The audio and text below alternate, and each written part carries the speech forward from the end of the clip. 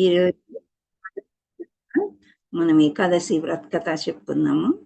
ఆ తర్వాత ఫస్ట్ శ్లోకం స్టార్ట్ చేద్దాం. ఏకాదశి రోజు ఏదైనా శుభముహూర్తంతో మనం ఏదైనా స్టార్ట్ చేస్తాము. 18 డేస్ క్లాసెస్ అలా ఏది కొత్తది ఉన్నా ఏకాదశి రోజు స్టార్ట్ చేస్తాము. సో ఈరోజు కొత్త చాప్టర్ కాబట్టి రెండవ చాప్టర్ ఫస్ట్ శ్లోక తర్వాత చెప్పుకుందాం. ఓకే. సో ప్రతి ఏకాదశికి ఎవరిని ప్రశ్నలు అడుగుతారు? యుధిష్ఠుడు కృష్ణుని అడుగుతాడు మాతాజీ. కృష్ణుని అడుగుతారు. ఎస్. సో యుధిష్ఠరుడు కృష్ణుణ్ణి ప్రశ్న అడుగుతుంటారు. ఏమంటే ఈ ఏకాదశి రోజు ఏం చెయ్యాలి? ప్రతి ఏకాదశికి ఒక ప్రత్యేకత ఉంటుంది కాబట్టి ఈ ఏకాదశికి ఏం చేయాలి కృష్ణ అని అడుగుతుంటారు. సో ఇక్కడ మనకి చిన్న చిన్న కష్టాలు అవి వస్తూ ఉంటాయి కదా మనకి. మామూలుగా పూర్తిగా అలాగే సాగిపోదు, చిన్న చిన్న కష్టాలని వస్తూ ఉంటాయి. వచ్చినప్పుడు మనం చితకలు పడిపోయి భక్తిని మాత్రమే పక్కకు పెడతాం కదా. సో నేను ఇవాళ ప్రేయర్ చేయలేదు. My humble obeisance to all my gurus and శిక్షా గురూస్, మాతాజీస్ అండ్ ప్రభుజీస్, దండవత్ ప్రణామ్.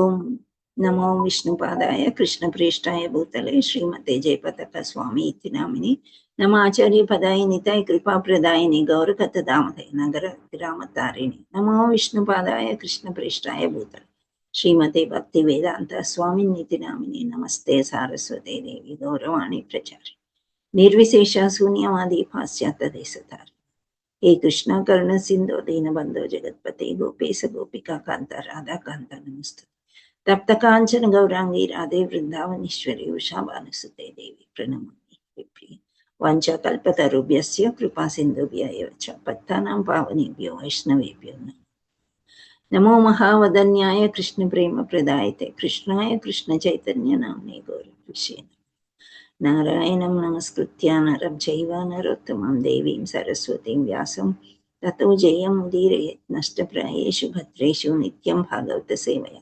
भगवते उत्तमश्लोके भक्तिर्भवति नैष्टिकी कृष्णाय वासुदेवाय देवकी नन्दनाय च नन्दगोपकुमाराय गोविन्दाय नमः। मुखं करोति वाचालं पंगुं लंगायते गिरिमित् कृपातमहं वन्दे श्रीगुरुं दीनतारिणं परमानन्दमाधवं श्रीचैतन्येश्वर।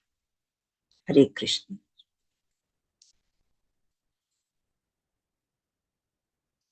సో యుధిష్ఠరుడు శ్రీకృష్ణుని అడుగుతూ ఉంటాడు అనమాట. అంటే ఇప్పుడు ఏదో కష్టం వస్తే వ్రతం చెయ్యాలి, మనకి కష్టాలని ఎట్లా ఎదుర్కోవడం. పాండవులకి చాలా కష్టాలు వచ్చాయి కదా, కృష్ణుడి పక్కనే ఉన్నప్పటికీ కూడా కష్టాలు వచ్చాయా రాలేదా? కష్టాలు పడ్డారు వాళ్ళు. అయినప్పటికీ కానీ ఈ వ్రతం ఎలా చేయాలి, మనం ఇలా ఈ కష్టాల్లో ఉండే ఇవన్నీ దాటుకుని మనం ఎప్పుడు పాస్ట్లోనే ఉంటూ ఉంటాం కదా. సో ఆ పాస్ట్ని తలుచుకుని ఆ టైంలో ఇలా జరిగింది, ఈ టైంలో ఇలా జరిగింది, ఫ్యూచర్ ఎలా ఉంటుందో ఇవన్నీ ఒక వరీస్ లాగా మనం పెట్టుకుని అవి డిస్కస్ చేస్తూ ఉంటాం. కానీ యుధిష్ఠరుడు కృష్ణుడు ఎప్పుడు కూర్చున్నా కానీ భగవంతుడి గురించే, భగవంతుడి భక్తి గురించే, ఇంకా ఇంకా ప్రజలకి ఏ భక్తి, ఎటువంటి భక్తి ఇస్తే వాళ్ళు భగవద్ధామానికి చేరగలరు అనే విషయాలే వాళ్ళు ఎక్కువగా మాట్లాడుకున్నారు అని చెప్తున్నారు. సో ఇక్కడ అడుగుతారనమాట, ఈ వ్రతం అంటే ఈ ఏకాదశి యొక్క ముఖ్యమైనది ఏంటి అని హంబుల్ obeisance అంటే వినయపూర్వకంగా నమస్కారాలు చేస్తూ యుధిష్ఠరుడు శ్రీకృష్ణుని అడుగుతాడనమాట. సో ఇక్కడ శ్రీకృష్ణుడు ఏమంటున్నాడంటే, ఓ రాజా, ఇది ఈ ఏకాదశిని వరుతిని ఏకాదశి అని అంటారు. సో ఇది మనకి వైశాఖ మాసంలో వస్తుంది. సో ఇది చాలా చాలా ముఖ్యమైన ఏకాదశి అని చెప్తుంటారు. సో ఇక్కడ మనం ఏకాదశి అంటే ఏమని చెప్పుకున్నాము, ఏకాదశి మురా అనే రాక్షసుని చంపింది కదా, అందుకే కృష్ణుడికి ఏకాదశి అంటే చాలా ఇష్టం. విష్ణుమూర్తికి ఏకాదశి పాటించిన వాళ్ళంటే చాలా ప్రియం అన్నమాట. సో మనము ఎప్పుడైనా భక్తిలో కృష్ణుణ్ణి ఎలా సాటిస్ఫై చేయాలి, ఎలా సంతోషపెట్టాలి అనేదే మనం చూస్తూ ఉంటాం. సో కృష్ణుడికి ఏకాదశి అంటే ఇష్టం కాబట్టి ఏకాదశి వ్రతం అనేది మనము పాటిస్తూ చేయాలి. సో ఈ ఏకాదశి రోజు మనం ఏం చేయాలి, సామాన్యంగా ఏం చేయాలి, మనం ఉపవాసము జాగరణ. ఓకే. అంటే ఉపవాసం ఉండాలి, జాగరణ గూడా చేయాలి. హరినామాన్ని ఎక్కువగా జపిస్తూ ఉండాలి. ఉపవాసం భగవంతుడికి దగ్గరగా ఉండడమే ఉపవాసము అని అంటారు. సో, ఇక్కడ మనము ఫాస్టింగ్ ఫ్రమ్ గ్రెయిన్స్ అని చెప్తారనమాట. అంటే నవధాన్యాలు ఈరోజు తినవద్దు. ఎందుకు అంటే రాక్షసుడిని సంవరించి అవన్నీ చేసిన తర్వాత మరి నా జీవం ఎలా ఏంటి అంటే, సరే నువ్వు నవధాన్యాల్లో ఉండు అని చెప్తానంట. సో ఆ అనే రాక్షసుడు అందులో ఉన్నాడు కాబట్టి అవి తినవద్దు, అవి ఈ విష్ణుమూర్తికి ఇష్టం ఉండదు కాబట్టి. సో ఆ గ్రెయిన్స్ నుంచి మనం ఫాస్ట్ చేస్తూ పళ్ళు, ఫలాలు, నీరు, పాల పదార్థాలు ఇవన్నీ కూడా మనం తీసుకోవచ్చు అని చెప్తున్నారు. కానీ ఏకాదశి చేయటం అంటే ఎక్కువగా భగవంతుడి ధ్యానంలో మనం ఉండాలి. కానీ అక్కడ ధాన్యాలు తిన్నాం నిన్నటి వరకు, రేపు కూడా మళ్ళీ ధాన్యాలు తింటాం. అంటే అన్నం, పప్పు, కూర అవన్నీ. సో కానీ ఈరోజు అంత ప్లేటు మళ్ళీ ఆ ధాన్యాలు కాకుండా వేరే ఏవైతే పర్మిటెడ్ ఉన్నాయో లైక్ సగ్గుబియ్యం అని, సామా రైస్ అని, బంగాళదుంపలు, స్వీట్ పొటాటో. సో ఇవన్నీ కూడా మళ్ళీ పళ్ళెం నింపుకొని తినమని అర్థం కాదు అని చెప్తున్నారు. అర్థమైందా? కొన్ని ఇప్పుడు మనము ఎలా చేస్తారంటే ఫాస్టింగ్ రకరకాలుగా చేస్తూ ఉంటారనమాట.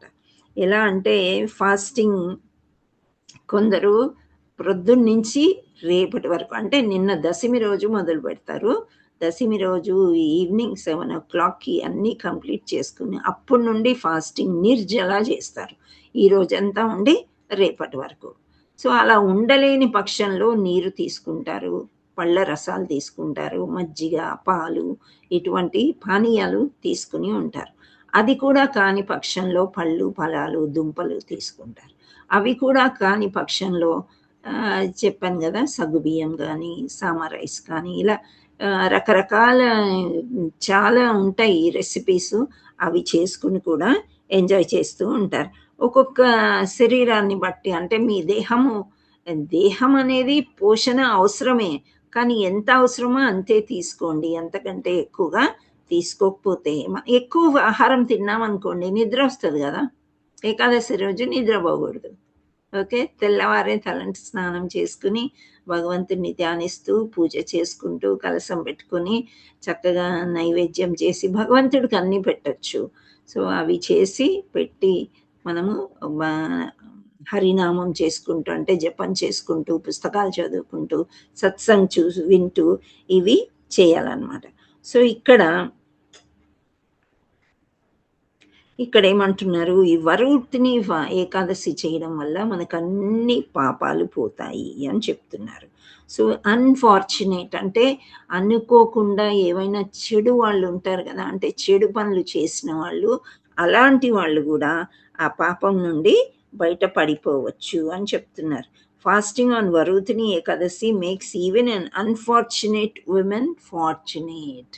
అంటే ఏదో ఒక కారణం చేత దురదృష్టవంతురాలైన ఆడవాళ్ళు కూడా అదృష్టవంతురాలు అవుతారంట. They become fortunate. అదృష్ట లక్ష్మి వరిస్తుంది అని చెప్తున్నారు. సో ఇక్కడ ఏకాదశి చాలా అంటే మనం పాటించడం వల్ల మనకి ముక్తి లభిస్తుంది ఆఫ్టర్ డెత్ అని ఒక విధంగా చెప్తారు. ఇంకా అన్ని పాపాలని పోగొట్టడమే కాకుండా రిపీటెడ్గా ఈ జన్మ, మృత్యు, జర, వ్యాధి మనకు వస్తూ ఉంటుంది కదా. సో ఈ సైకిల్ నుండి మనము తప్పించుకొని ముక్తి పొందవచ్చు. ఆ తర్వాత ఈ ఏకాదశి కింగ్ మందాత, అంటే మందాత అనే రాజు ఏకాదశులు చేసి ముక్తి పొందారు అని అన్నారనమాట. ఇంకా వేరే వేరే దుందుమర అనే రాజు కూడా, ఆయన ఇక్ష్వాకు వంశంలో ఉండేవారంట. సో ఆయన లెప్రసీ, అంటే లెప్రసీ కుష్టు రోగం అంటారు కదా. సో చాలా భయంకరమైన రోగం అనమాట. ఆ రోగం నుండి కూడా ఆయన బయటపడ్డారు ఈ ఏకాదశి చేయడం వలన. ఇక్కడ 2 ఉదాహరణలు ఇస్తూ ఎలా చేయాలి అని చెప్తున్నారు. సో ఇక్కడ ఈ మనము థౌజండ్స్ ఆఫ్ ఇయర్స్, మనం కొన్ని యుగాల గురించి చెప్పుకున్నాం కదా, 4 యుగాల గురించి. సత్యయుగం, త్రేతాయుగం, ద్వాపర యుగం, కలియుగం. ఓకే. చాలేదు. సో, ఇక్కడ తపస్సులు చేసేవారు, విగ్రహారాధన చేసేవారు. సో, ఇలా కొన్ని థౌసండ్స్ ఆఫ్ ఇయర్స్ తపస్సు చేసేవాళ్ళు. ఇప్పుడు మనకు అలాంటి వీలు లేదు కదా! ఉందా? ఒక 1000 లేదు సంవత్సరాలు పోనీ ఒక నెల తపస్సు చేయగలమా మనం ఏ అడవిలోకైనా వెళ్ళి? లేదు మాట్లాడు. మాతాజీ. సో, మనకి అటువంటి అదృష్టం లేదు. సో, ఏమంటున్నారంటే 10,000 ఇయర్స్ తపస్సు చేస్తే ఎటువంటి ఫలితం వస్తుందో, ఈ వరుతిని ఏకాదశి చేస్తే అంతటి ఫలం వస్తుందంట మనకి. అంటే ఈ ఒక్కరోజు నిష్టగా ఉండి మనము ఏకాదశి వ్రతం చేసినట్లయితే మనకి 10,000 సంవత్సరాలు తపస్సు చేసిన ఫలితం మనకి వస్తుంది అని అంటున్నారు. ఇంకోటి, ఎవరైనా చాలా గ్రేట్ అమౌంట్ ఆఫ్ గోల్డ్, ఇప్పుడు గోల్డ్ ఈజ్ వెరీ కాస్ట్లీ కదా! ఈ రోజుల్లో ఒక తులం కొనాలంటేనే ఆ గోల్డ్ జోలికి వెళ్ళడమే మానేసాం అందరం కూడా. అవునా? మీరేమైనా కొనుక్కుంటున్నారా ఇంకా కూడా? హరే కృష్ణ. కొంచెం డబ్బులు వేస్టే. కాకపోతే పెళ్ళిళ్ళు, పేరంటాలు ఉన్నాయి కంపల్సరీ అంటే అది వేరే విషయం గానీ, లేకపోతే ఒక 1,30,000, 1,60,000 పెట్టి ఒక్క చిన్న ముక్క గోల్డ్ కొనుక్కోవడం అనేది చాలా కష్టం అనమాట. సో, ఇక్కడ డొనేటింగ్ గోల్డ్ అని ఇప్పుడు ఎలా అంటే సోలార్ ఎక్లిప్స్ రోజు కురుక్షేత్రాలో బంగారాన్ని కూడా దానం ఇచ్చారంట. ఇది మనం కృష్ణ కథల్లో చదివాం కదా! సో, అక్కడ ఏమొస్తుంది అనంటే మళ్ళీ మన గోల్ అంటే జన్మ మృత్యుంజయవాది నుంచి తప్పించుకోవడానికి ఇలాంటి వ్రతాలు చేస్తారంట. సో, అంత గోల్డ్ మనం ఇచ్చినంత ఫలితం వస్తుంది అని ఇక్కడ చెప్తున్నారు. ఇంకొక విషయం ఏం చెప్పారంటే అన్ని పాపాల్ని పోగొడుతుంది. ఆ తర్వాత గుర్రాల్ని, ఏనుగుల్ని మనం దానం ఇవ్వలేము ఈ కలియుగంలో కదా! పూర్వకాలంలో ఎలా అంటే ఒక పిల్ల పెళ్లి చేశారు అంటే వాళ్ళతో పాటు సైన్యాన్ని, గుర్రాల్ని, ఏనుగుల్ని వీటిలన్నిటిని కూడా ఇచ్చేవారనమాట. సో, అలా ఇచ్చినంత ఆ ఏనుగుల్ని, గుర్రాల్ని ఇచ్చడం కంటే కొంత భూస్థలం, భూభాగం అంటే ల్యాండ్ ఇస్తే పుణ్యం వస్తుందంట. కానీ అటువంటిది కూడా ఇంకా గొప్పదంట. ల్యాండ్ కంటే కూడా ఏకాదశి చాలా గొప్పది. సో, ఇంకా ల్యాండ్ ఇచ్చే కంటే నువ్వులు దానం చేస్తే, నువ్వులు దానం చేయడంలో ఈరోజు గోల్డ్ కంటే మించిందంట. గోల్డ్ దానం చేసే కంటే నువ్వులు దానం చేయడంలో చాలా గొప్పది అని చెప్తున్నారు. So, still better than gold giving grains to forefathers. అంటే మనము పితృదేవతలు ఉంటారు కదా! పితృదేవతలకి కానీ వేరే దేవీ దేవతలకి కానీ వీళ్ళందరికీ కూడా మనము ధాన్యాల్ని దానం చేస్తే కూడా మంచిది అని చెప్తున్నారు. So, better gift and charity than the past, future and present. So, ఇలా మనం దానాలు చేయడంలో పాస్ట్లో కానీ అంటే ఇంతకుముందు లోగడ జరిగిన పాపాలు, ఇప్పుడు చేసే పాపాలు, మళ్ళీ ఫ్యూచర్లో కూడా మనకు తెలియకుండా ఏమైనా చేస్తే అవన్నీ కూడా మటుమాయం అయిపోతాయి అని చెప్తున్నారు.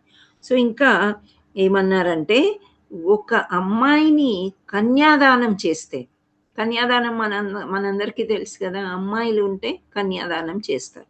అంత గొప్ప వ్రతం ఇంకోటి లేదంట.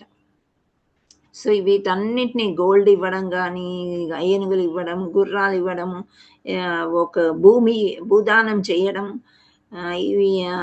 వీటన్నిటికంటే గొప్ప దానం ఏది అంటే కన్యాదానం. కొందరు ఏం చేస్తారంటే ఆడపిల్లలు లేని వాళ్ళు వాళ్ళ చుట్టాల్లో ఉండే ఆడపిల్లని దత్తత తీసుకోవడం, లేకపోతే కన్యాదానం యొక్క అవకాశాన్ని తీసుకొని కన్యాదానం చేస్తూ ఉంటారు. సో, అది చాలా మంచిది అని చెప్తున్నారనమాట. సో, ఇక్కడ మనకి మ్యారేజ్ వర్తి తర్వాత ఇంకా ఏమంటున్నారు శ్రీకృష్ణుడు అంటే giving cows in charity equal to giving food grains. So, ఎప్పుడైతే అన్నదానం చేద్దాం అనుకున్నామో దానికంటే బదులుగా మీరు ఆవుల్ని ఇవ్వండి దానంగా. సో, అది చాలా మంచిది అని అన్నారనమాట. ఇంకా కూడా అన్నిటికంటే మంచి దానం ఏది అని ఈ రోజుల్లో ఏం చెప్తున్నారు? శ్రీ చైతన్య మహాప్రభు ఏం చెప్పారు? ముఖ్యంగా ఏం చేయమన్నారు? మన గురువులు కూడా చెప్తున్నారు ఈ రోజుల్లో. హరే కృష్ణ మాతాజీ. జ్ఞానాన్ని ఇవ్వమని చెప్తున్నారు. Teaching spiritual knowledge. ఇప్పుడు ఏమీ తోచక ఇంట్లో ట్యూషన్స్ చెప్తామని చెప్పి స్కూల్లో జరిగిన పాఠాలని మళ్ళీ మళ్ళీ రాయించి ట్యూషన్స్ చెప్తూ ఉంటాం కదా, అది కూడా విద్యాదానమే. విద్యాదానం కాకుండా, అది కాకుండా స్పిరిచువల్ నాలెడ్జ్ అంటే ఆధ్యాత్మికంగా ఎవరైతే మనం ప్రీచింగ్ అనేది ఇది స్ప్రెడ్ చేస్తూ ఉంటే భక్తులు ఎక్కువ అవుతూ ఉంటారు కదా. అంటే భగవద్ధామాన్ దగ్గరికి వెళ్ళడానికి భక్తులు ఎక్కువ అవుతుంది. So that is the richest అని చెప్తున్నారు అనమాట. సో ఎవరికైతే అమాయకులు చీకట్లో ఉన్నారో, అజ్ఞానంలో ఉన్నారో, భగవంతుడి గురించి తెలియని వాళ్ళు ఉన్నారో, వాళ్ళందరికీ భగవంతుడికి గురించి చెప్పేది అన్నిటికంటే గొప్ప దానము అని చెప్తున్నారు. సో ఇవన్నీ చేసిన తర్వాత ఇవన్నీ వీటి వల్ల వచ్చే పుణ్యం అంతా వరుతిని ఏకాదశి రోజు మనం పాటిస్తే గనక వస్తుంది అని చెప్తున్నారు. ఇక్కడ ఒక చిన్న పాయింట్ చెప్పారండి. ఎవరికైతే ఓన్లీ డాటర్స్ ఉన్నారో దాన్ని మనం ఏం చేయలేము. స్క్రిప్చర్స్లో ఏం చెప్తున్నారంటే ఎప్పుడైనా కూతురి నుండి మనం ఏమీ తీసుకోకూడదంట.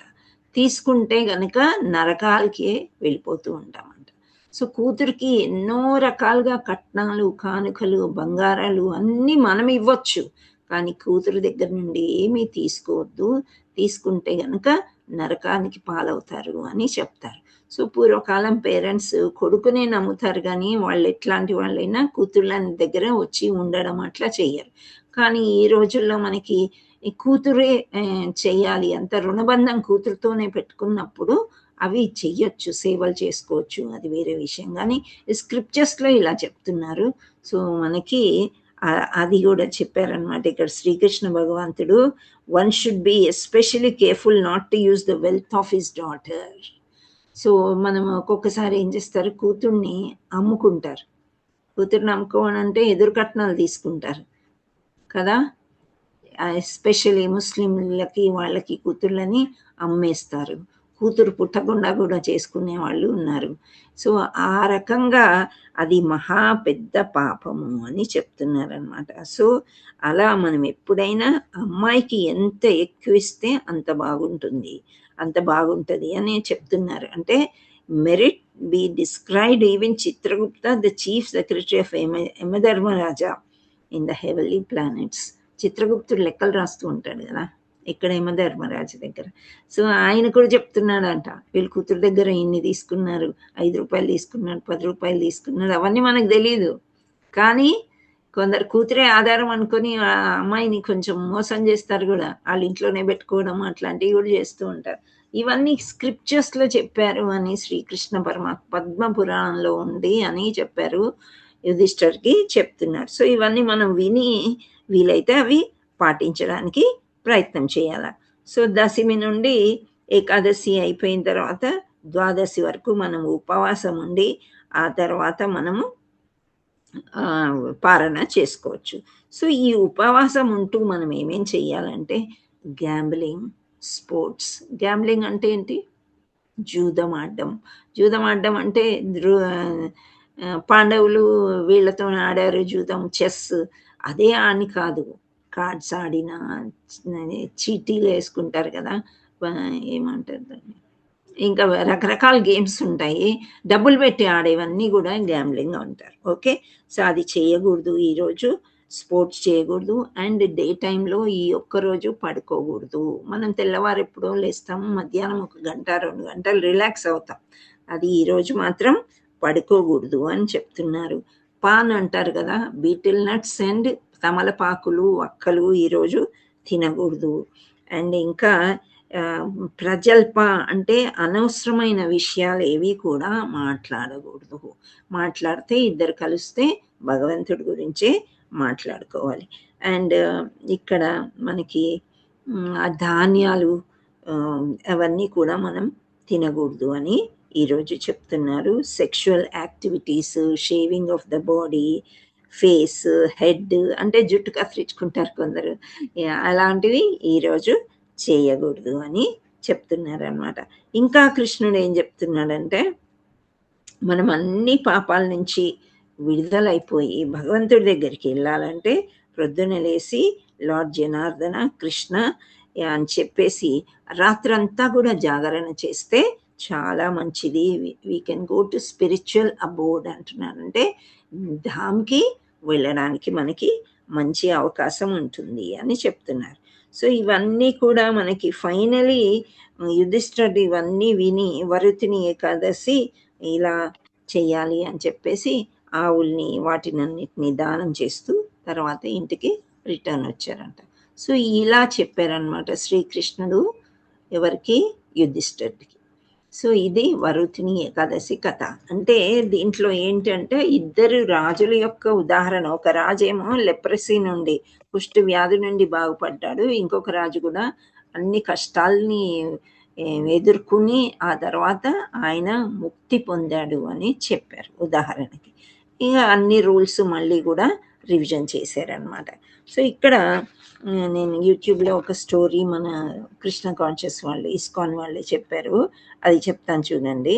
వరుతిని ఏకాదశి యొక్క వ్రత కథ ఎలా ఉంది అంటే గర్గ సంహితలోని ఉందంట. సో ఈ గర్గ సంహిత అనేది కూడా ఒక పురాణ పుస్తకం. సో ఇందులో ఏం చెప్తున్నారంటే గోపికలు ఉన్నారు కదా, ఇప్పుడు నా వెనకాల బ్యాక్గ్రౌండ్ గోపికలు రాధారాణి కృష్ణ. సో ఈ గోపికలన్నీ అందరూ కలిసి రాధారాణిని బాగా పొగుడుతున్నారంట.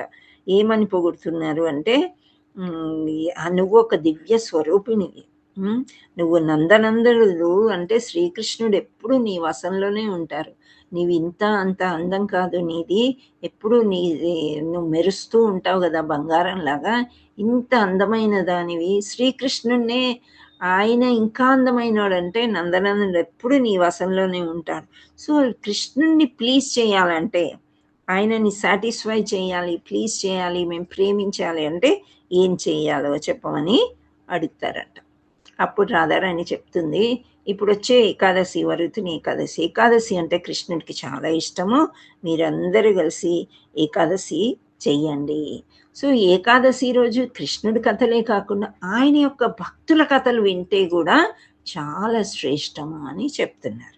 సో ఇక్కడ సంత్ నామ్దేవ్ అని ఒక అతను ఉన్నాడంట. సంత్ అంటే ఒక మంచి గృహస్థానే కానీ మంచి పూజలు అవి చేసుకుని కీర్తన చేసుకుని భక్తి చేసేవాడు భక్తుడు అనమాట. సో ఈ భక్తుడు విఠల డివోటీ, పాండురంగ విఠల అని అంటారు కదా. సో పాండురంగ విఠల విఠల అనుకొని బాగా భజన్ కీర్తన చేసుకుంటూ భక్తిలో ఉంటాడనమాట. ఒకరోజు ఏమనుకున్నాడంటే భగవంతుడు అప్పుడప్పుడు మనకు టెస్ట్ చేస్తూ ఉంటాడు కదా.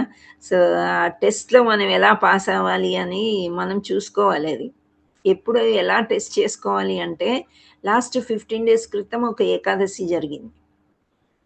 సో ఆ ఏకాదశికి ఈ ఏకాదశికి మనం ఏంటి, వాట్ ఈస్ ద డిఫరెన్స్, మనము ప్రొద్దునే లేస్తున్నామా లేకపోతే ఎక్కువగా ఈ 15 daysలో బాగా చేసామా కొంచెం బతికించామా, స్క్రిప్చర్స్ ఎంత చదివాము, ఇవన్నీ మనమే రికార్డ్ సెట్ చేసుకుని చూసుకుంటే మనం భక్తిలో ముందుకెళ్తున్నామా లేకపోతే వెనక పడిపోతున్నామా అనేది మనకు అర్థమవుతుంది అని చెప్పారు.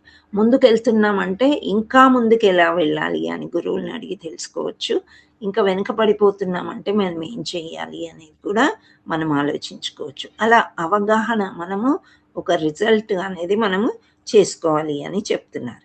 సో ఈ విఠల ఇంత చాలా భక్తుడు కాబట్టి భగవంతుడు అనుకున్నాడు ఈయనని నేను టెస్ట్ చేస్తాను ఏకాదశి రోజు అనుకుని ఒక వృద్ధుల్లాగా వృద్ధ బ్రాహ్మణుల్లాగా వేషం వేసుకొని వచ్చాడనమాట. వచ్చి ఏకాదశి రోజు నాకు చాలా ఆకలేస్తుంది, నాకేమైనా ఇవ్వు తినడానికి అని అడుగుతాడు. సరే ఆకలేస్తుంది కదా. అప్పుడు ఈ నామదేవ్ ఏమంటాడంటే ఈరోజు ఏకాదశి, పళ్ళు ఫలాలు పలహారాలు అంటే ఈ పాలతో చేసిన ఏ మజ్జిగ పాలు ఇలాంటివే నేను ఇవ్వగలుగుతాను కానీ ధాన్యాలు నేను ఇవ్వలేను స్వామి అని చెప్తాడు. అంటే ఈ ముసలతను ఏమంటాడంటే నేను చాలా ఆకలిస్తుంది, నాకు పళ్ళు ఫలాలతోనే నా ఆకలి తీరదు, ఎలాగైనా నాకు ధాన్యాలు అన్నం పప్పు చేస్తేనే నా ఆకలి తీరుతుంది అని చెప్తాడు. అయితే అతను ఇంత ఆకలితో ఉన్నాడు, పర్వాలేదులే నేను చేస్తాను అని అనుకోడు. నేను చెయ్యలేను, విష్ణుమూర్తికి ఇష్టం ఉండని పనులు నేను చెయ్యను, ఈరోజు ఏకాదశి చాలా స్ట్రిక్ట్గా ఇలాగే ఉంటాను అని అంటాడు. అప్పుడు ఇంకా ఊరు వాళ్ళందరూ జమ కుడతారు. ఆయనకి మూర్చిల్లిపోయే పరిస్థితి వస్తుంది. ఆ ముసలి ఆయనకి తిండి లేకుండా ఉన్నాడు, ఆకలితో ఉన్నాడు. సో నీకు బ్రహ్మహత్య పాతకం చుట్టుకుంటుంది, పాపం పట్టుకుంటుంది, పర్వాలేదు ఏవో ధాన్యాలు వండి పెట్టేసేయి అతనికి, నువ్వు తినకపోయినా పర్వాలేదు అని అంటారు. లేదు అసలు నేను ఏమి కావాలంటే ఎన్ని ఫ్రూట్స్ అయినా ఇస్తాను, ఎన్ని ఫలాలైనా తెచ్చి పెడతాను, మజ్జిగ ఇస్తాను, అవి చేస్తాను, అయినా కానీ లేదు. ఇప్పుడు లాస్ట్కి ఈవినింగ్ అయ్యేసరికి రాత్రి కూడా అలా జాగరణ చేస్తూ విఠ్ఠల భజన చేస్తూనే ఉంటాడు ఆయన. ఈ ఈ ముసలాయన బాగా నీరసించిపోయినట్లు చేయి భూమి మీద పడిపోయి చనిపోతాడు అనమాట. పడుకుంటున్నానని చెప్పేసి చనిపోతాడు. సో ఇలా ప్రాణాలు వదిలేసేసరికి ఊరు ఒక్కటైపోయి, మీరు ఇలా చేసినందుకే అతని ప్రాణాలు పోయినాయి, ఏమవుతుండే నీకు ధాన్యాలు పెట్టుంటే అని చెప్పి ఎదురు తిరుగుతారు. అప్పుడు అతనికి నేనే హత్య చేసిన వాడిని అని మీరందరూ అనుకుంటున్నారు, ఆయన చితితో పాటు నేను కూడా చితిలో కాలిపోతాను అని చితి పేర్చిన తర్వాత ఆ చితి మీద ఎక్కి ఆయన కూర్చుంటాడు. నేను కూడా నా దేహత్యాగం చేస్తాను అని చెప్తాడనమాట. సో అప్పుడు ఇంకా చితిని మంట పెడతారు కదా, మంట పెట్టే సమయానికి సడన్గా విష్ణుమూర్తి ప్రత్యక్షం అవుతాడంట. ప్రత్యక్షమయ్యి నీ భక్తిని నేను మెచ్చాను అని చెప్పేసి ఇంకా అప్పుడు ఊరు వాళ్ళందరూ కూడా ఆయన సంత్ కాళ్ళ మీద పడి క్షమించమని కోరుకుంటారంట. సో అలా ఆయనకి మంచి ప్రత్యక్షం ఇవ్వడమే కాకుండా ఆయనకి ఈ జన్మ తర్వాత అంటే చివరిగా నీకు లిబరేషన్ అంటే ముక్తి కూడా లభిస్తుంది అని విష్ణుమూర్తి అతనికి దీవిస్తాడంట. సో ఇక్కడ స్టోరీ ఇలా నడిచిందనమాట. ఏకాదశి రోజు ధాన్యాలు తినడమే కాదు, మనం ధాన్యాల్ని ముట్టుకుని మనం తినని వస్తువు వేరే వాళ్ళకి కూడా పెట్టకూడదు అని చెప్తున్నారు. కానీ కొన్ని ధామ్స్లో, ఫర్ ఎగ్జాంపుల్ పూరి జగన్నాథ్లో అన్నమే ప్రధానం అక్కడ. సో అక్కడ కొందరు భుజిస్తారు, కొన్ని ఏరియాస్లో ఆ వాతావరణాన్ని బట్టి ఏదో తింటూ ఉంటారనమాట. సో మనకి తినవద్దు అన్న ఏకాదశి వ్రతం చేసిన వాళ్ళే మనం ఎప్పటి నుండో పాటిస్తూ ఉన్నాము. మన ఇంట్లో వాళ్ళందరినీ కూడా వాళ్ళ ఇష్టానుసారంగానే వాళ్ళకి వండి పెట్టచ్చు. భగవంతుడు కూడా భగవంతుడికి ఏమీ లేదు, మనమే తినకూడదు అని చెప్పారు కాబట్టి సో ఇది ఇక్కడితో మనము ఏకాదశి కథ ఈ విధంగా ఉంది. నేను 2-3 వీడియోస్ చూసినప్పటికీ వాళ్ళు కూడా అదే అన్నారనమాట. ఆచార్యులు కూడా అదే చెప్పారు, ఈ ధాన్యాలు తినకూడదు అని అన్నారు, కానీ వేరే వాళ్ళకి పెట్టవద్దు అనేది ఇక్కడ ఎక్కడ మనకి వర్ణనలో లేదు. కానీ అది కూడా ఒక రూల్, మనం తినని వస్తువులు వేరే వాళ్ళకి పెట్టకూడదు అని ఈ వ్రతకథలో చెప్పారనమాట. సో ఆయన యొక్క వ్రతకథ అంటే సంత్ నామదేవ్ అనే అతను విఠల భక్తుడు ఈ విధంగా వ్రతం చేసుకుని ముక్తిని పొందాడు. సో మనం కూడా ఏం చేద్దామంటే మనకి ఎంతవరకు అయితే austerities as per your capacity, ఎంతవరకు అయితే అంతవరకు ఉంటూ జపం చేసుకుంటూ మళ్ళీ పుస్తకాలు చదువుకుంటూ శ్రీల ప్రభుపాదుల వారి పుస్తకాలు భాగవతం కానీ భగవద్గీత కానీ పెక్కుసార్లు చదువుతూ మనం ముందుకు వెళ్ళినట్లయితే ఏదో ఒక రోజు మనకు కూడా ముక్తి లభిస్తుంది. ఎన్నో జన్మల నుంచి వచ్చి మనము ఇక్కడ పడ్డాం కదా. సో ఇప్పుడు మానవ జన్మ ఎత్తాం, మానవ జన్మలో మనం ఇంకా భాగవతం నేర్చుకుంటున్నాము, చర్చించుకుంటున్నాము అంటే చాలా మహద్భాగ్యం ఉంటేనే అది దొరుకుతుంది అని చెప్పారు. సో మనమందరం కూడా మన ఇంట్లో మనం కూర్చుని వ్రతం చేసుకుంటూ మంచిగా భాగవతం వింటూ వ్రతకథలు వింటున్నామంటే ఈ ఎన్నో జన్మల యొక్క ఫలితం అనేది మనకిప్పుడు కొంత లభిస్తుందని మనము సంతోషపడాలి అన్నమాట. హరే కృష్ణ కృష్ణ కృష్ణ హరే హరే, హరే రామ రామ రామ హరే హరే. శ్రీ శ్రీ శ్రీ రాధా మదన్ మోహన్ की जय, जगन्नाथ बलदेव सुभद्रा माई की जय, చైతన్య నితాయ్ గౌర్ ప్రేమానందే హరి హరి బోల్. హరే కృష్ణ. ఇది వ్రతకథ. సో మనం భాగవతం ఫస్ట్ శ్లోక చెప్పుకుందాము. శ్రావణి మాతాజీ మీరు షేర్ చేస్తారు. మీకు ఏమైనా ప్రశ్నలు ఉన్నాయా ఏకాదశి వ్రతకథ గురించి మీరు అడగవచ్చు. హరే కృష్ణ. ఏమన్నా డౌట్లు ఉంటే క్లియర్ చేసుకోండి. కొత్త వాళ్ళు ఎవరైనా ఉండుంటే ట్రై చేయండి ఏకాదశి పాటించడానికి ఉండడానికి. జయశ్రీ మాతాజీ హ్యాండ్ రైజ్ చేశారా ఇందాక? అవును మాతాజీ. అదే ముట్టుకోకూడదు, అది వేరే వాళ్ళకి దానం చేయకూడదు అంటారు కదా మాతాజీ. మాది అవును షాప్ కదా మాతాజీ. అవును, మీది షాప్ కదా, మీ వ్యాపారం మీరు చేసుకోండి. ఇప్పుడు ఇవన్నీ ఇలా చెప్తారు కదా, కృష్ణుడే చెప్పాడు అన్ని. చెప్పిన తర్వాత కూడా అర్జునుడికి లాస్ట్ ఏం చెప్పారు 18వ అధ్యాయంలో? సర్వధర్మ పరిత్యజ్య, అన్ని ధర్మాలు పరిత్యజించు, వదిలేసేయి, నాకు వదిలేసేయి, ఈ పాపాలన్నీ నేనే తీసేస్తాను. అది గుర్తుపెట్టుకోండి. ఓకే, గుర్తుపెట్టుకొని మనం ముందుకు వెళ్ళాలన్నమాట. ఓకే సో అదే కృష్ణుడే ఇది చేయమన్నారు, మళ్ళీ కృష్ణుడే అవన్నీ కూడా. అంటే విద్యుక్త ధర్మాల్ని మర్చిపోకూడదు మనం ఎప్పుడైనా కానీ. అంటే మనకు ఇచ్చిన ధర్మం మనం చేస్తూనే ముందుకు వెళ్ళడానికి ప్రయత్నం చేయాలి. మీరు షాప్ అని మీరు అంటున్నారు, కానీ ఇంట్లో కూడా కొందరికి పెట్టవలసి వస్తుంది కదా. అందరూ ఏకాదశి పాటించకపోతే వాళ్ళకి ఉండవలసి వస్తుంది. సో మనం అదే చేయాలి. పెట్టాల్సి వస్తుంది, అన్ని ముట్టుకోవాల్సి వస్తుంది మాతాజీ.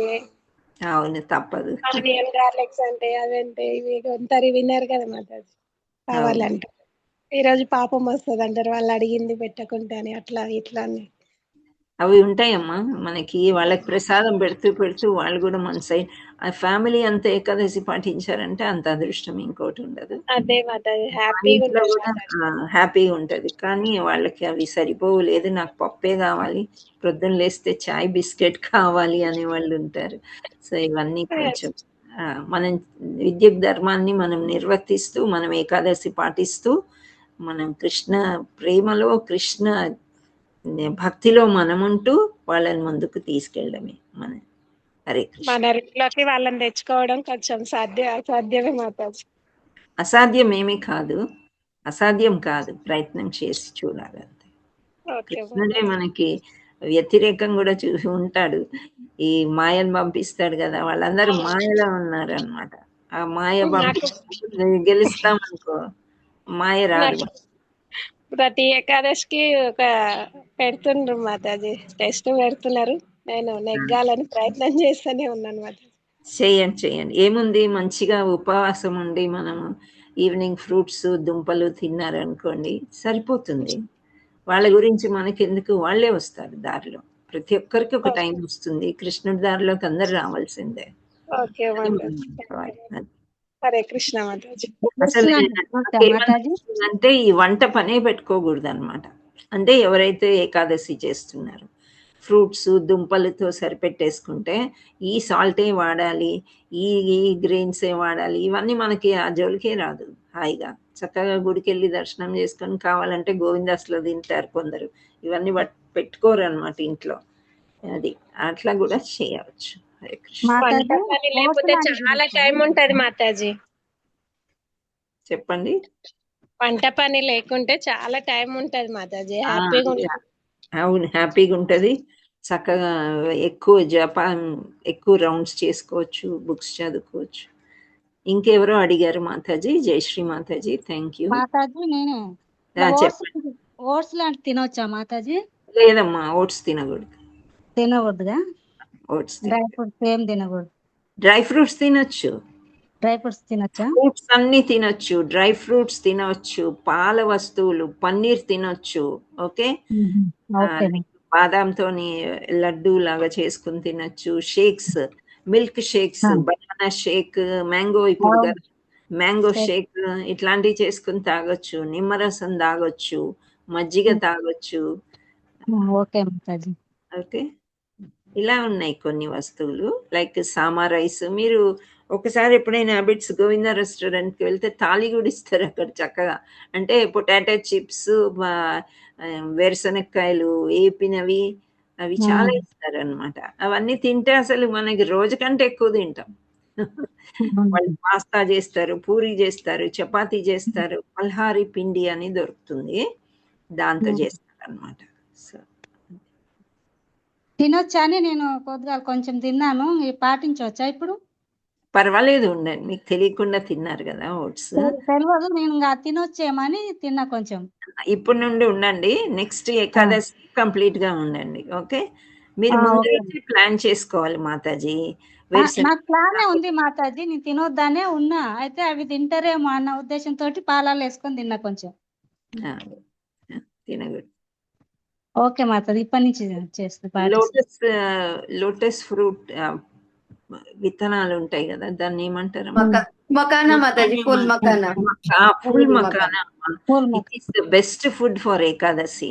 దాన్ని కొంచెం పొడి చేసుకుని పాలల్లో కలుపుకొని అన్ని ఫ్రూట్స్ చక్కగా కోసేసి పాలు మరగబెట్టి ఆ మకాన్ వేసేసి దాన్ని కలిపారనుకోండి, చిక్కగా వస్తుంది.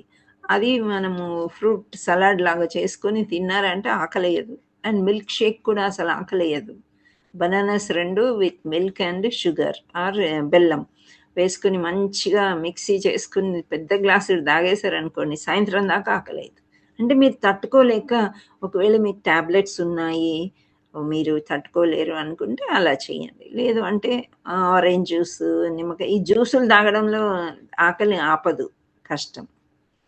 అండ్ షేక్స్ చేసుకున్నప్పుడు మంచిగా బాదం, అందులో జీడిపప్పు, పిల్లలకైతే అలాగే ఇస్తారు, చాలా బలంగా ఉంటుంది అండ్ ఆకలి వేయకూడదు అని చెప్పి పిల్లలకి అలా ఇచ్చుకొని పొటాటో చిప్స్ తినచ్చు, అవి ఇవ్వచ్చు. పల్లీలు వేయించి పెట్టుకోవచ్చు, పల్లీలు ఉడకబెట్టుకుని ఉప్పేసి ఉడకబెట్టుకుని, ఉప్పు కూడా సైంధవ లవణమే వాడాలి, మామూలు ఉప్పు ఐడెడ్ ఉప్పు వాడరు. సో ఇవన్నీ రూల్స్ ఉంటాయి వంట చేసుకోవాలంటే.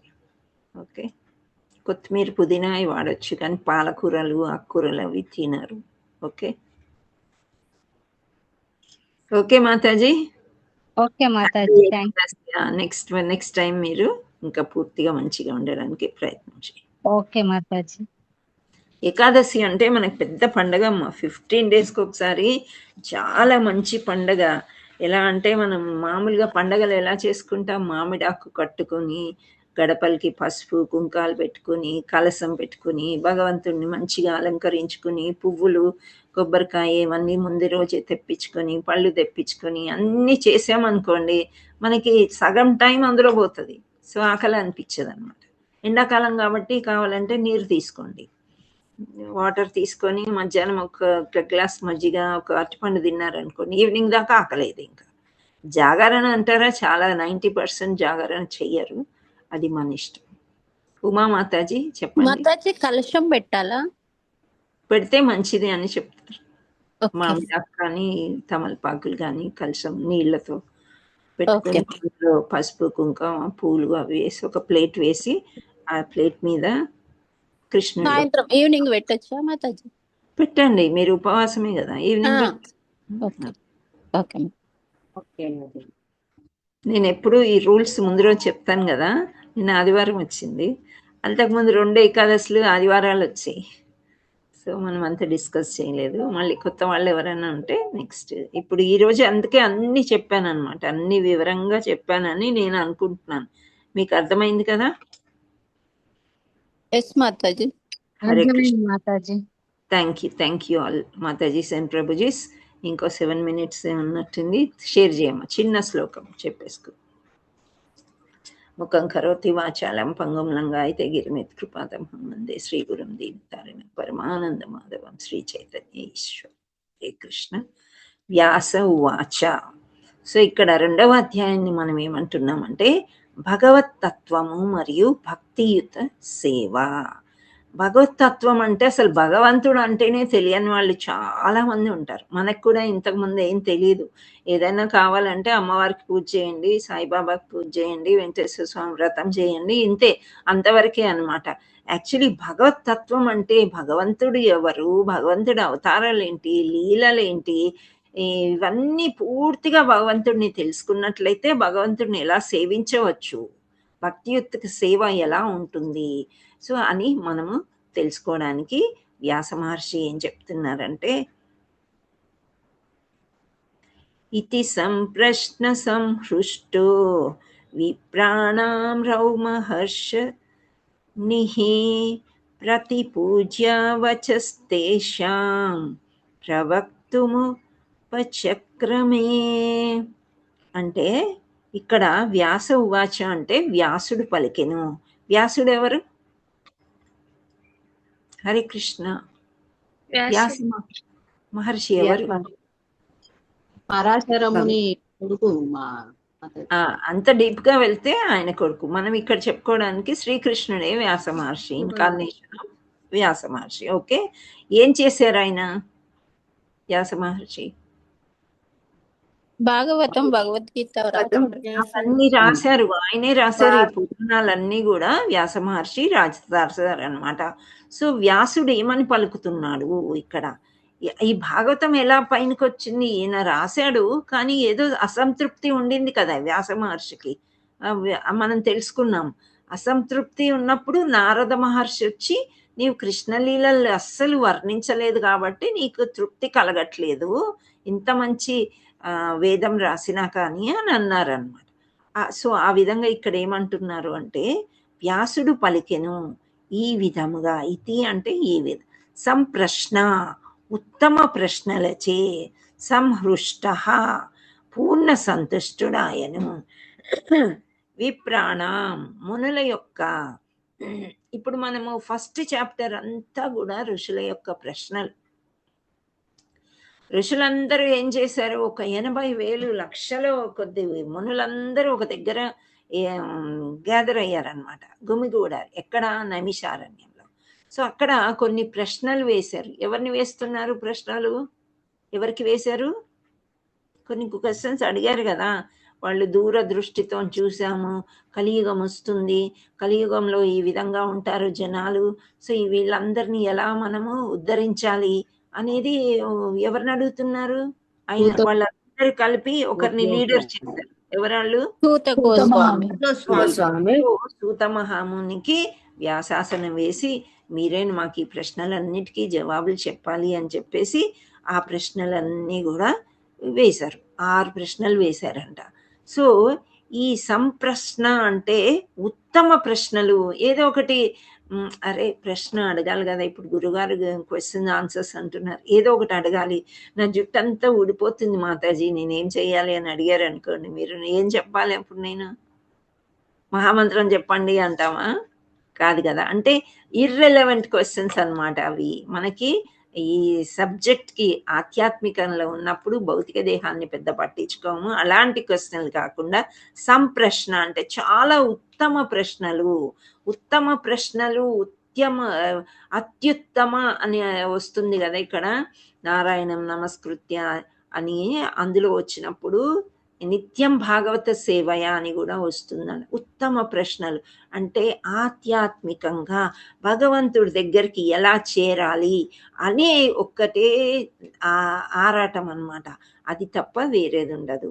సో సంహృష్ట అంటే పూర్ణ సంతుష్టుడాయను. వ్యాస మహర్షి కూడా ఋషుల ప్రశ్నలకి చూసి చాలా సంతోషపడ్డాడు అనమాట. విప్రాణం అంటే మునుల యొక్క. రౌమహర్షిని అంటే రోమహర్షుని సుతుడైన ఉగ్రశ్రవుడు. రోమహర్షుడు అని అంటే సూత గోస్వామి యొక్క తండ్రి. ఆయన అంత మంచివాడు కాదనమాట. సో అందుచేత ఆయనని ఎవరు సంహరించారంటే బలరాముడు సంహరిస్తాడు. సంహరించినప్పటికీ కూడా సూత గోస్వామి అంటే చాలా ఇష్టం అనమాట. రోమహర్షుని కొడుకు పుత్రుడు అయినప్పటికీ కూడా ఒక్కొక్కసారి అలా జరుగుతుంది. హిరణ్యకశిపుడు ఎలాంటి వాడు? మంచివాడా చెడ్డవాడా? మనకు తెలిసినంత వరకు చెడ్డవాడు. ఎందుకు? హరి అనొద్దు అంటాడు ఆయన. ఆయన తపస్సు ఆయన చేసుకుంటాడు శివుడికి వాళ్ళకి, కానీ హరి అనొద్దు. ముల్లోకాలకి నేనే రాజుని అని అన్నాడు. అందుకే మనకు చెడ్డవాళ్ళలాగా కనిపిస్తున్నాడు. సో ఇక్కడ ప్రహ్లాదుడు ఎంతో మంచి భక్తుడు. ప్రహ్లాదుడిని ఏం చేశాడు? చిత్రహింసలు పెట్టాడు.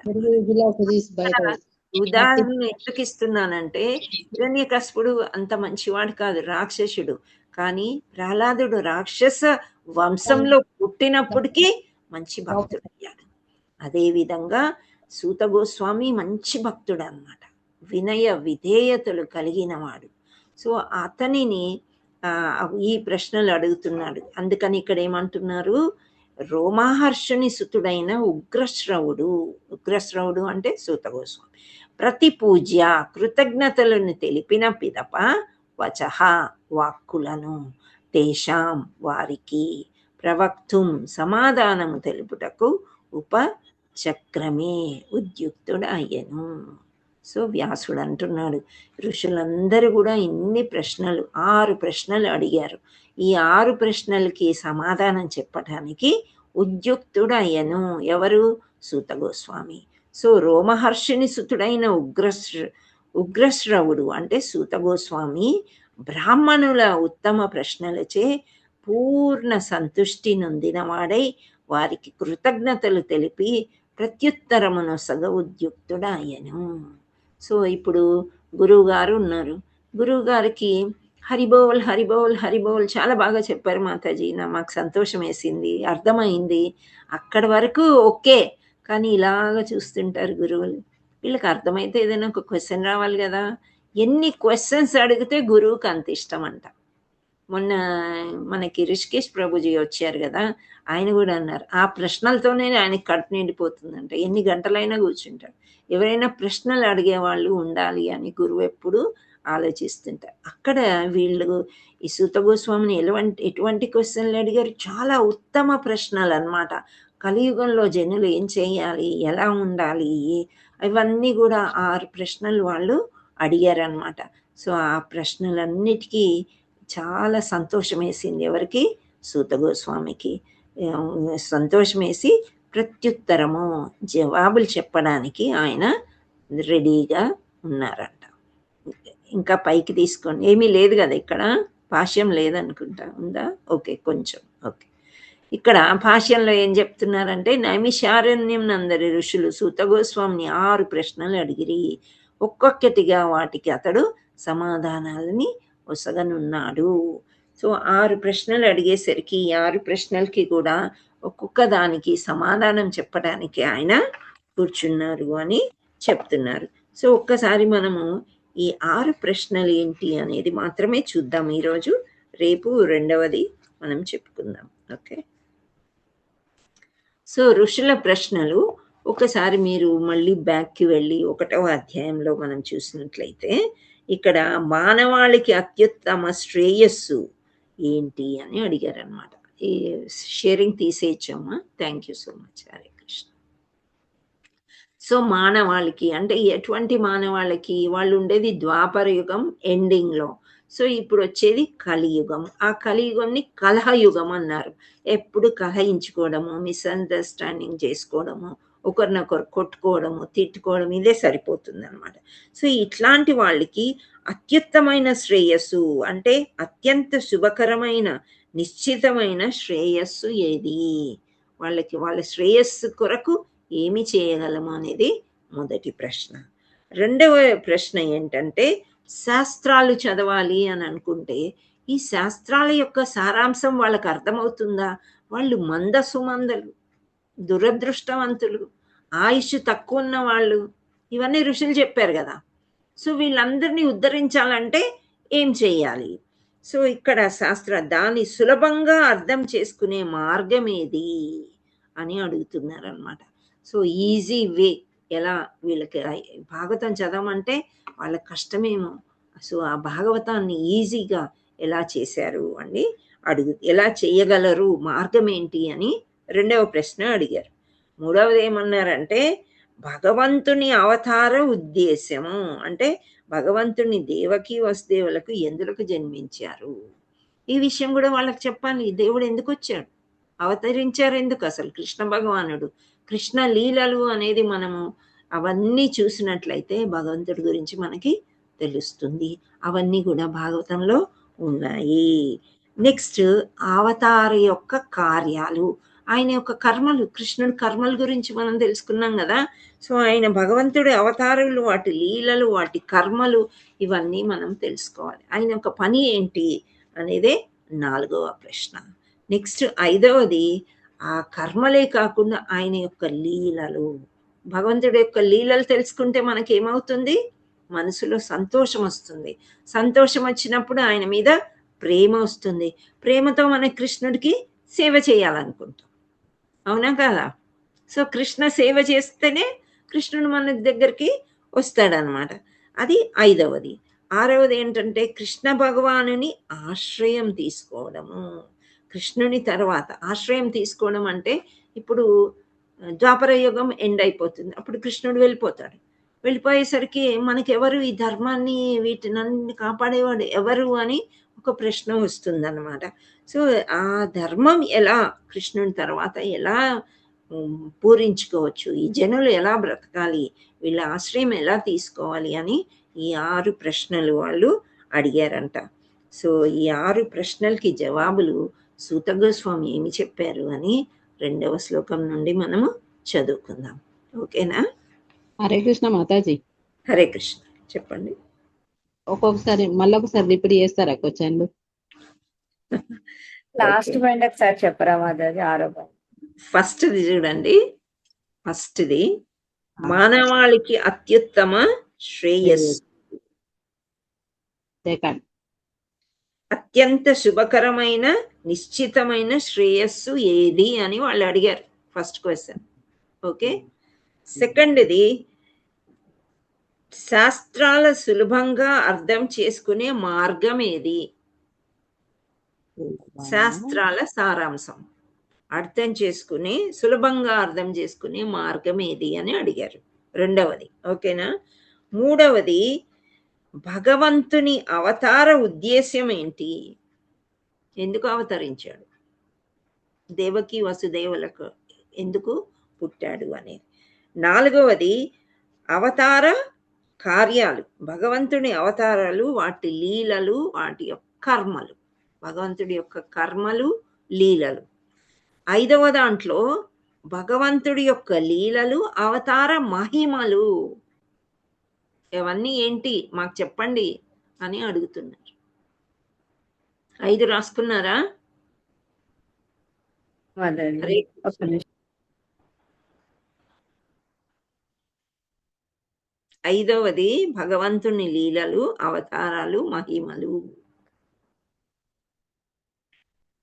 6వది కృష్ణ భగవానుని యొక్క ఆశ్రయం. కృష్ణుని తర్వాత ధర్మం ఎలా నడుస్తుంది అని లాస్ట్ క్వశ్చన్ అడిగారు.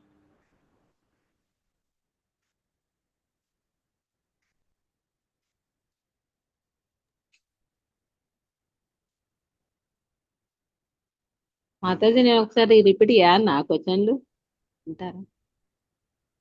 మీ అవసరం లేదమ్మా, మీరు రాసుకున్నారు కదా, నేను మళ్ళీ మళ్ళీ చెప్తూ ఉంటాను, అప్పుడు మీరు కరెక్షన్ చేసుకోండి. ఓకేనా? ఓకే మా. హరే కృష్ణ. సో ఇక్కడ భాగవతం ఎటువంటి ఫలము అని చెప్పారంటే, వేదాలు అనే వృక్షం ఉందంట, ఆ వృక్షానికి మంచిగా పండిన పక్వమైన ఫలం భాగవతము అని చెప్తున్నాడు. సో ఈ భాగవతము మనకి ఎట్లా ఉంటుందంటే, ఒక బంధువులాగా, ఒక గురువులాగా, ఒక స్నేహితుడిలాగా, ఒక ధనంలాగా, ముక్తి అని సనాతన గోస్వామి అన్నారంట. సనాతన గోస్వామి నాకు అత్యంత ప్రియమైన ధనం ఏది అంటే భాగవతం అన్నాడంట. నీకు ప్రియమైన స్నేహితుడు ఎవరు అంటే భాగవతం అన్నారంట. నీకు ప్రియమైన బంధువు ఎవరు అంటే భాగవతం అన్నారు. నీకు ప్రియమైన గురువు, నీ గురువు ఎవరు అంటే భాగవతం అన్నారు. అంటే ఇవన్నీ కూడా భాగవతం యొక్క మహిమ అని చెప్తున్నారు. ఈ భాగవతాన్ని మనం తెలుసుకోవడానికి ఇక్కడ కూర్చుని సమావేశం అయ్యాము అంటే, మనము ఒక్క జన్మ కాదు, ఎన్నో ఎన్నో ఎన్నో ఎన్నో జన్మల పుణ్యం చేసుకుంటేనే భాగవతం అసలు చదవలేమంట. చదవలేము, వినలేము, అర్థం కాదు. అయినప్పటికీ కూడా మనకి ఇటువంటి అవకాశం వచ్చిందంటే గురువుల యొక్క ఆజ్ఞ మేరగా మనకు వచ్చిందనమాట. సడన్ గా తంతే బూరెలు గంపలో పడతారంటారు చూసారా, అలా. మనం పెద్ద సీనియర్స్ కాదు, మహా అన్ని ఎక్కువ కృష్ణ కాన్షియస్ లో ఒక 25 ఏళ్ళు 30 ఏళ్ళు ఉన్న వాళ్ళని కూడా కాదు. అయినప్పటికీ మనకి కృప గౌరంగవాణి ద్వారా మనకు వచ్చింది అని అంటే అది గురువుల యొక్క కృప అని చెప్తున్నారు అన్నమాట. సో గురువులు ఎలాంటి వాళ్ళు అంటే హృదయంలోకి డైరెక్ట్ గా ఎంటర్ అయిపోగలరంట. అలాంటి గురువులు కూడా ఉంటారంట. అంటే మనం భక్తి చేయడమే తక్కువ, భక్తిగా గురువుని ధ్యానించినప్పుడు గురువు మన హృదయంలోకి వచ్చి మనకు కావాల్సిన కోరికలన్నీ తీరుస్తారు, మనని ముందుకు తీసుకెళ్తారు అని చెప్తున్నారు అనమాట. అలా సుఖదేవ గోస్వామి సూత గోస్వామి యొక్క హృదయంలో ఉన్నారు అని వీళ్ళందరూ నమ్మారనమాట. సూత గోస్వామి యొక్క హృదయంలో సుఖదేవ గోస్వామి. సుఖదేవ గోస్వామి ఎవరు? భాగవతాన్ని మొట్టమొదట పరీక్షిత్ మహారాజుకి చెప్పినవారు. అక్కడ వ్యాసదేవుడు కూడా ఉన్నాడు. వ్యాసదేవుడి ద్వారా సుఖదేవ్ గోస్వామి భాగవతాన్ని విన్నారు. సుఖదేవ్ గోస్వామి పరీక్షిత్ మహారాజ్కి చెప్పారు. అప్పుడు సుత గోస్వామి కూర్చుని విన్నారు అన్నమాట. భక్తితో విన్నాడు, నమ్రతతో వినయంగా విన్నారు. కాబట్టి ఆయన హృదయంలో సుఖదేవ్ గోస్వామి ఉన్నట్లే అని నమ్ముతున్నారనమాట. సో ఇది ఇంట్రడక్షన్ ఆఫ్ సెకండ్ శ్లోక. చాలా ఇంట్రెస్టింగ్. రేపు అందరూ జాయిన్ అవ్వండి. మీతో పాటు ఇంకో నలుగురిని తీసుకురావడానికి ప్రయత్నం చేయండి. ఓకే. హరే కృష్ణ కృష్ణ కృష్ణ హరే హరే, హరే రామ రామ రామ హరే హరే. వాంఛాకల్పతరుభ్యస్య కృపా సింధుభ్య ఏవ చ పతితానాం పావనేభ్యో వైష్ణవేభ్యో నమో నమః. హరే కృష్ణ. మాతాజీస్ అండ్ ప్రభుజీస్, ఒక్క విషయం నేను చెప్పాలనుకున్నాను. మనం మనీషా మాతాజీని ఎంతో పొగుడుతూ చక్కగా అన్ని క్లాసెస్కి వస్తుంది అది ఇది అని చెప్తూ ఉంటాం కదా. పాపం అనుకోకుండా వాళ్ళ నాన్నగారికి పెరాలిసిస్, బ్రెయిన్ స్ట్రోక్ వచ్చిందంట. సమ్మర్లో ఊరు వెళ్ళారు. సమ్మర్ ఏమంటారు, వడదెబ్బ అనుకున్నారు వాళ్ళు. కానీ ఈ విధంగా ఉందని పాపం అమ్మాయి ఏడుస్తుంది. మనందరం కూడా అమ్మాయి గురించి ప్రార్థన చేద్దాము. డాక్టర్స్ ఎలా ఉంటారంటే ఒక్కోసారి 4 daysలో బాగా అయిపోతుంది అని చెప్పారు. ఆ తర్వాత బ్రెయిన్ ఆపరేషన్ చేస్తే 95% కాలు చెయ్యి పని చేస్తుంది అని ఇప్పుడు చెప్తున్నారు అని అన్నారు. సో అప్డేట్ నిన్నటి వరకు నాకు తెలుసు. ఈరోజు ఏమైంది అనేది ఇంకా అమ్మాయి ఏం పెట్టలేదు. సో మనమందరం అమ్మాయి క్షేమంగా మంచిగా భక్తిలో ముందుకెళ్ళాలి అని మనం ప్రార్థన చేద్దాం. వాళ్ళ నాన్నగారు కూడా మంచిగా బయటికి రావాలి అని మనం 3 సార్లు చెప్పండి. హరే కృష్ణ హరే కృష్ణ హరే రామ హరే రామ రామ రామ హరే కృష్ణ హరే కృష్ణ కృష్ణ హరే హరే, హరే రామ హరే రామ హరే హరే, రామ రామ కృష్ణ హరే కృష్ణ హరే హరే రామ హరే రామ హరే రామ రామ కృష్ణ కృష్ణ హరే హరే, హరే రామ హరే హరే. ఆ అమ్మాయి పాపము వాళ్ళ నాన్నగారి కంటే ఎక్కువ క్లాస్ ఎలా నేను రాలేకపోతున్నానని బాధపడింది. నేను అన్నాను, ఇది ఒక క్లాస్ అమ్మా, ఇట్ గోస్ ఆన్. ఒక నది లాగా ప్రవాహనం వెళ్తూనే ఉంటుంది, ఇట్ వోంట్ స్టాప్.